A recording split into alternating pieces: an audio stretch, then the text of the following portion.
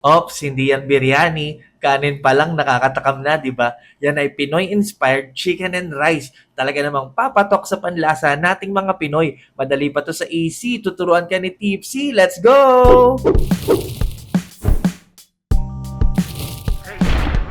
Yo, welcome to Pimp Your Food. Medyo maraming pinagugutan ang dish natin ngayon pero promise, hindi magulo ang lasa nito. Magko-komplemento sa isa't isa. Simulan natin sa pagluluto ng ating Pinoy-style fried chicken na inspired sa Max's. No? Ayan, nagpakulo lang ako ng tubig. Ilagyan ko ng aromatics, bawang sibuyas, laurel, paminta, dahon ng sibuyas. Pwede kayong maglagay ng tanglad kung trip nyo. Ayan, pinakuluan ko lang yan for 15 minutes at makita nyo naman yung kulay ng tubig natin.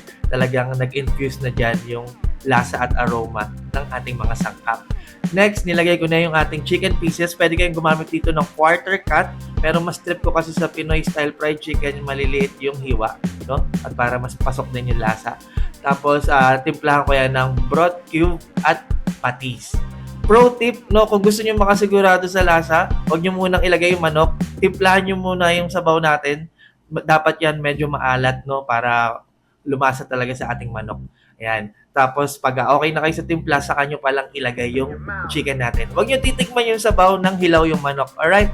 So, ayan, pinakulaan ko lang yan ng 10 to 12 minutes. Ayan. Tapos, parang pinooch lang natin siya dyan sa ating sabaw. Ayan. Tapos, pahinga lang natin patiktikan. And then yan, salain natin, tanggalin natin yung mga aromatics natin. Yung sabaw, huwag nyo itatapon, gagamitin natin yan. Napakasarap yan. Kumuha ko ng 2 cups. Yan ang gagamitin natin sa ating sinaing. Yung mga natirang sabaw, huwag nyo itapon. Pwede nyo yung gamitin sa sopas, sa pansit, o sa anumang lutuin na ginagamitan ng chicken broth. Next, itong ating sinaing, inspired to sa Hainanese chicken rice. So, nagisa ako dyan ng luya, bawang, at green onions. Tapos lalagay ko na dyan ang ating bigas na nahugasan na 1 cup yan. Nahugasan ko na yan. Gigisa natin yan hanggang sa medyo matuyo. Gamit ko dito basmati rice. Yan yung ginagamit sa mga biryani or mga Indian food, no? Pwede kayong gumamit dito ng ordinaryong rice lang din. And kapag medyo tuyo na, lagay natin ang ating turmeric powder. Gisa natin hanggang sa makoat lahat ng butil ng turmeric powder. And then buhos natin ang ating napakasarap na chicken broth. 2 cups yan. So, 2 cups na broth, 1 cup na bigas. Takpan natin sa mahinang apoy hanggang sa maluto ang ating sinaing. Habang niluluto natin yan, prito na natin ating manok, patilansik yan, ingat-ingat lang. Ayan, malakas dapat ang ating apoy. High heat. Tapos, wag niyo iprito ng matagal kasi luto na yung ating manok na pakuluan na natin yan. No, pag tinagalan nyo, yan ay titigas at magiging dry.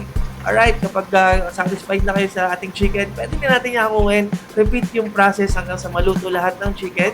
And then balikan natin ang ating masarap na sinaing, ang ating golden na, ayan, basmati rice. Ang sarap yan. Seasoned rice, ano ba tawag dyan? Yellow rice, turmeric rice. Basta, ang sarap niyan at ang bango. Ayan o, ang buwagag. Ayan, latag natin. Lagay natin ating chicken. Partner natin yan sa banana ketchup para Pinoy na Pinoy. Haluan natin ng Worcestershire sauce. Kung ano mang bigkas doon.